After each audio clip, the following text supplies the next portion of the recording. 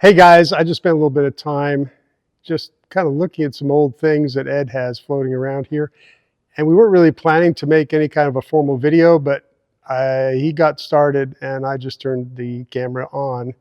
And so this is what happens. We don't have microphones set up the way we want, and we don't have an intro like this the way we want, but I couldn't help but want to capture this and share it with you all. So it's a lot of fun old stuff. I hope you stay with me on this and enjoy it. Does not see anything. Can you see the holes? Let me see. Let me get the light. Oh, I did here. see them. I did see some. Here. Get yes, I do there. see them down there. Way down there, right here. There's 32 holes. Get it just right. Yeah, I can make them out. Yeah, see right there? Yep. There's 32 holes in there, and that's what flows the gas. So, okay. This is a Braswell carburetor that we started racing. It was okay for a modified Holley carburetor. Okay. In the 70s.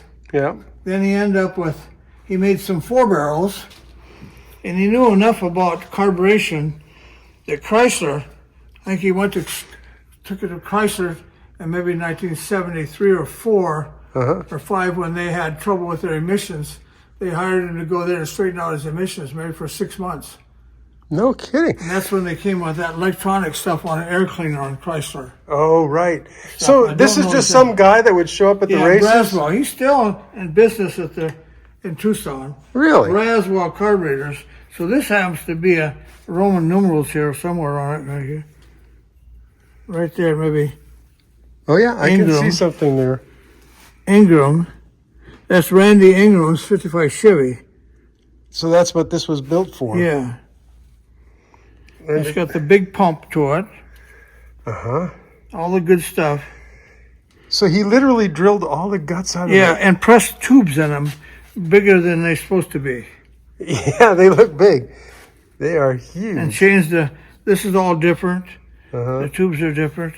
Then we took these and put a metal plate here and with tubes on them. So we had some tubes 2 inches long and 3 inches long with another plate. So we stacked this higher on our intake. Okay, so you made a high rise for it. Yeah, we made a tunnel ram type thing for this. I see. It's too bad you can't really see what's in there. But the accelerator pump's in here and everything else squirts, and the carburetor just outran everybody. So did it get outlawed eventually or something? I think Holley tried to make one like it. Okay. And I don't know, they couldn't come anywhere close to it. And see, he's even ground the shafts flat just so it flow more air past the shafts. So when they're open, yeah, they don't... Yeah, when they're open. Yeah. See, they're all ground CFMs. Yep. Man, that's a piece of history. So this was in the early 70s, maybe? Yeah. Huh. But everybody in the whole world know who Braswell is. Oh, yeah. Okay. Famous carburetor builder. Huh. I think Holley came out with some with the stacks like this a little bit. They didn't perform like this carburetor at all. And this thing here is really unique. It's kind of something that never worked. This is an oil eye. Okay. And you clamped it under your dash. Interesting. Okay. And what was it supposed to do? Then you took the dipstick out. Okay. And you put a tube down the dipstick. Okay. Steel tube. And ran into the oil. Then there's a vacuum hose hooked to this gauge and the vacuum tube. So when you started the motor up, it sucked oil from the dipstick tube up here to this gauge underneath the dash. Okay. And the gauge would show how much oil. So, okay. So now it showed you had oil in the crankcase. All right. So I guess that's called an oil eye. Oil eye. As long as you had oil in this, you knew you had enough oil in the pan.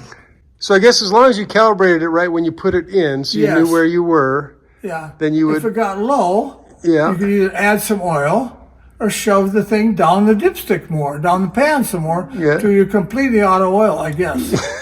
Okay. And that didn't work well. No, apparently it didn't. This was made probably in the 40s, and I think it was sold. I've had it for a long time. You still have something? From J.C. Whitney or somebody. Shows you how to do it. Is it still in there? You still have it? Yeah. Oh my goodness. And there's the oil eye.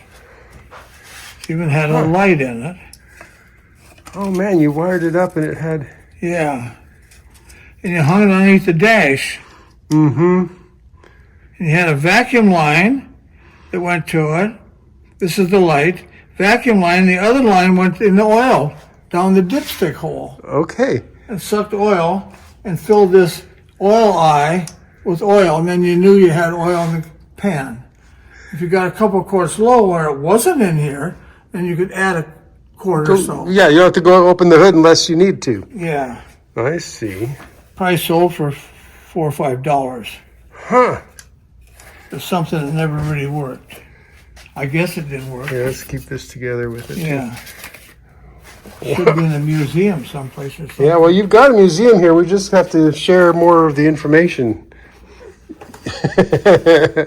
You don't have time for that right now. You really need to have an oil eye in your 46 Chevy. Yeah, because that used a lot of oil, right?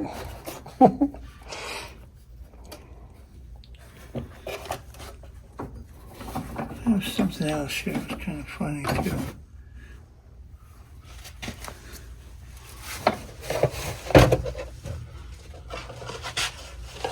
This could be something. Okay. This is something. Yeah. If you can imagine, I should get something else to show you these, a whole set of these. And they fit on a 283 Chevy or 327. Okay. So this, when your cylinder heads wore out, Yeah. and the push rod were in the thing, and the rocker arms didn't stay aligned. Oh, right. Because the only thing that kept them aligned was the cylinder head and the push rod, because they just floated on a ball. Yeah. So if that happened, you could buy this set. See? And they put this rubber cushion on top of the valve spring. Oh.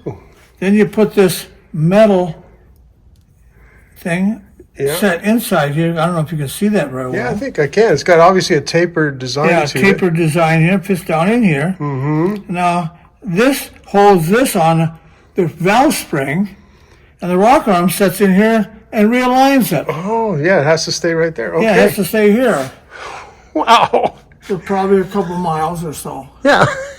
At A couple miles. couple miles. And this is stuff that was made probably in the 60s, right after, maybe the 50s, Uh-huh. to correct this push rod where it wore the hole in the cylinder head, so it wouldn't keep a line. Okay. So this is an alignment, rocker arm alignment. Yeah. Kit. Yeah. Chevrolet. From 55 to 63, There you go. but not 348 because they had a bigger valve spring. Right, that was a different setup, So yeah. that's a no-no. Huh. This is made looks like St. Louis. And also, yeah, look at that. That's wild. That's something that didn't work. Probably J.C. Whitney again. Everybody needs some of these. Yeah. That's Yeah, a rocker arm alignment for your 55 Chevy. yeah. Yeah. That is pretty crazy. Huh. So what in the world is this all about? What is this for? It's a jack. That's your car jack Really? from Model T, yeah. A Model T car jack. Yeah. You can crank it this way and then not let it down. It rotated on this screw jack here. Uh-huh. You got on it, you put it underneath the Model T, Uh-huh. and that, or Model T, and that would jack the car up so you can change the tire. Yeah, that's not very sketchy. It needs a little oil. Yeah, it needs a little oil. Yeah, it works. It fine. worked. It does work, huh? Yeah, it works forever. Yeah, okay. Yeah, so this swivels, so you just put it where you need just to on the have it. axle. Yeah, okay. Sure. Nothing to it. Now, my friend that owns dwarf cars Oh, yeah? Uh-huh. down in Casa Grande. Yep. He has a whole collection of these. Does he really? And I give him probably 4 or 5 of them at least that I had. Okay. Years ago I collected and just took them down. The last time I was down, I just gave them to him. Yeah. Like last time I was down there was probably 10 or 12 years ago. Yeah. I ran onto this one again. Somebody give it to me. Yeah. Well, that's interesting. Yeah. This is a Model T toolbox. It's set on the running board. Okay, right, sure. Boy, this is all cleaned up, looking good. Yeah. Of course, the GM filters, oil filters, you couldn't get it off, but they had a socket on the end. Yeah, okay. So now you can put a wrench on this and change your filter. Huh. Yeah. You see, That's handy. Pretty old filter, too. Yeah, it does look like an old one. Yeah. Pull full oil. This thing, everybody needs a set of these. What's in there? So this happens to be snap-on tools. It's got an electric motor in here. Okay. Electric motor here. And tools to mount this down and recondition your starter or generator. Right, okay. This little fine tooth grinder here cut between the segments on a starter. Really? Sometimes the segments, after a while, it made the segment would kind of grow into the next one and the next one, and you lose your magnetism Oh. between the two, and the starter wouldn't work anymore because there was 2 or 3 of these melded together. Okay. So this little tool here would grind down the slots here, take sandpaper and level it all off and recondition your starter or your generator. Not alternators, generators. Right. With the brushes. So this whole tool's for that. So this is a tool Yeah. set made just for doing that. Yeah. Armature reconditioning tool. Yeah. Fix anything. That is really something. Then, That's great. Oh, now wait a second. There's your missing link model. We never even saw that. what? The missing link. We've seen that before. Well, not in this display. I don't think we saw the actual model in person. I had to go online and find a picture of it. Oh. And you got one right here. And there's a picture of your red Anglia there. Yeah. Huh. And this car here, again, the whole program was in Summit Okay. Yeah. magazine. Christmas issue, you could buy all kinds of gifts, and you could buy Oh, you could buy the missing link right a there. missing link, a model of it, Yeah. a 1/18th model. Yeah. Look at that. That's so cool. And you got one right here. Then they come in. This is the boxes they came in.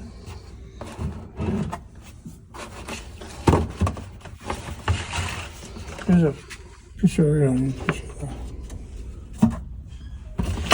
Here's the boxes they came in. Wow, that's very classy looking. I think they made about 650 of these models first. Estimated, no, limited edition. Looks like 570 there, maybe. 570, yeah. Yeah. Huh. So there's only, wonder how many are still left. I don't know. Then we bought about a half a dozen of them. Okay. And there's the car. It's a metal car. It's very nice. Put up, and it's really done inside. The inside is quite, Oh, is that, yeah, wow, look at the detail there. the door panels and stuff, yeah. It looks pretty accurate, huh? The way it was? Yeah. Those Henry J's were little, small, light cars. You put a big engine in there. Yeah. It was a small block. Okay, yeah, okay. Yeah. A powerful little engine, what you're doing. Yeah. Huh. That's very This nice. is our IMCA car. It says 5-star on it. It's a metal car too. That looks like the one you just sold. The one we just sold was a little bit A different. little different, okay. And this has to be one of our cars. Here to us is. Oh, yeah, The rest of them are plastic models. okay. But those So we had three cars, 3 of our race cars made into model cars. wow. This is a pretty unique car. It's a metal car. It accurately shows kind of how the chassis put together. Yeah. Huh. Steers and everything, yeah. Very cool. Well, thanks for that little tour here, Ed. We've seen the hit and miss motor. We We did? did that before, didn't we? Oh, that's right, we did. We did that some time ago. Mm-hmm. Should start that up again someday. Yeah.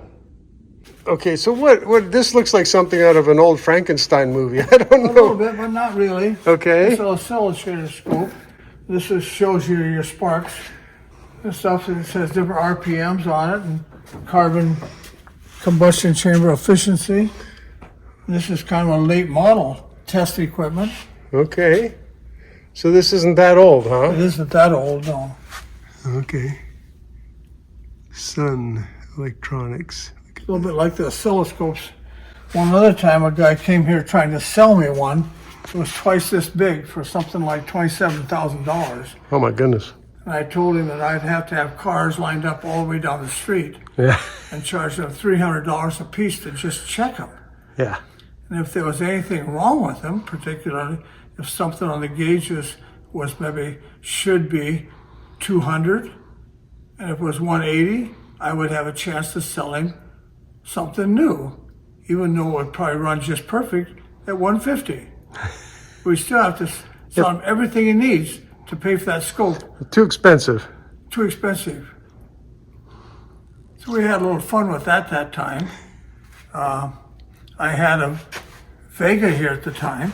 It was towed in the same time he brought that scope in to try and sell it to me. So I says, here's one right here that don't run. A good illustration. So we hooked up the machine, him and his friend, a salesman there. And I think, so this was the Arizona salesman, sales rep. They hooked up the whole thing to it. They cranked it over, couldn't find anything. There was no emissions coming out the tailpipe. Okay. They couldn't figure out what was wrong with the car. I said, this is an example that comes in a tow truck. And your big machine, $27,000, can't tell me what's wrong with it. Checked everything else, and they said probably it was the coil. Okay. I said, okay, I'll go get a coil. And my smartness of it, I says, if the coil don't fit it, I'm going to charge the mechanic for the coil, not the customer, because it didn't fit it. Mm-hmm. So they got all done after a while, and they said, well, I guess we can't, this machine wasn't good enough to test that. And I said, well, the next time you ought to check it, there's no belt on it. No timing belt. It didn't rotate any of the distributor or anything. Nothing was moving. Nothing moved. And they tested it for 45 minutes trying to figure out why the car didn't run. So I said, I guess I don't need that machine to tell me it's the belts off of it. So they packed the whole thing up and left. Yeah, I think they were a little embarrassed at that point. Probably, I think they were, yeah. Yeah.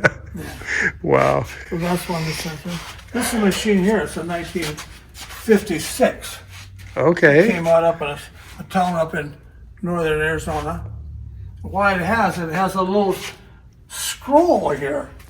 Oh, wait a minute. It tells you the instruments and how to set each car on this scroll. So that happens to be a Willys on there. And it says something else. What it's supposed to set the timing and all kinds of instruments on this thing. It says stop there. But this scroll stops in 56.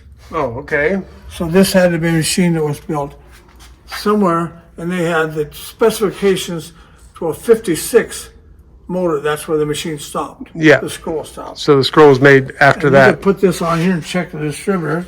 It fires around this circle here. Lights light up. You Okay. can tell exactly where it's firing, how much advance in it, and all kinds of things on it. And where you set the points and how much is in vacuum. It's a little dirty. Yeah. The vacuum Okay. advance and everything else on it, and that's what it's about. I haven't used it, but I think when I first got it, I just got it to put in the shop here. Yeah, it was So yeah, a cool thing to have. cool thing to have.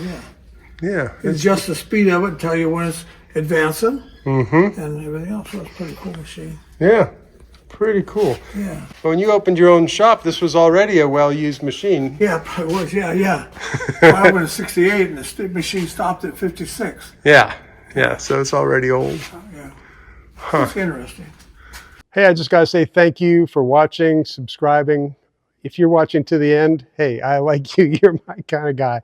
So anyway, thank you for joining us again at BarryTsGarage. Please make sure you're subscribed and have the bell notification going. We're having a lot of people kind of lose track of us. Some people are saying that they're not getting our videos anymore, but we're still putting them up. So I appreciate you double checking that and joining us for all the videos that we try to get out for you. So see you on the next one.